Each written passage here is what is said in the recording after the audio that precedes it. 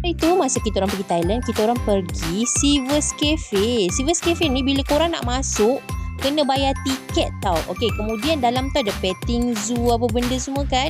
Lepas tu kena bayar duit lah kalau kita nak bagi makan animal ni. Tapi kalau kata kita tak nak bagi makan, sekadar nak tengok-tengok, takat gambar ke apa, masuk free je. Sebab tadi dekat entrance yang depan kita dah bayar duit kan.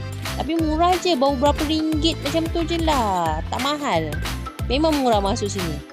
Anak-anak lah seronok. Diorang suka rabbit. Jangan kata rabbit ayam, kambing, semua ada. Tambah lagi yang kambing baru tu, yang pygmy tu, yang comel, ketok-ketok tu, comel sangat. So kat sini ada mainan lah, macam-macam lah ada. Lepas tu ada menara tau. Korang naik dekat atas sekali, korang akan dapat tengok view yang cantik sangat. Dan Masjid Songkla. Masa kita orang pergi ni hari biasa tau. Hari apa hari Senin ke hari Selasa lah macam tu. So dekat sini tak ada orang. So macam kita orang je yang ada kat sini. Tambah pula malam. Memang kita orang je lah.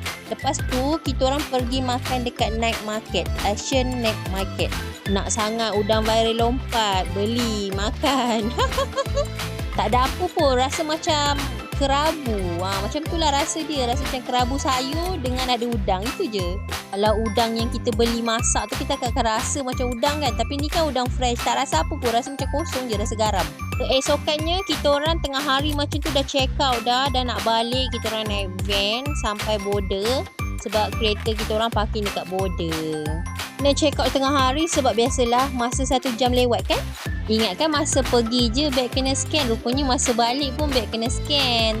Tapi dia kata luggage je. Benda-benda yang macam bonjok-bonjok kecil-kecil, benda makan ke burger ke tu semua tak masuk scanner. So that's all. Bye-bye.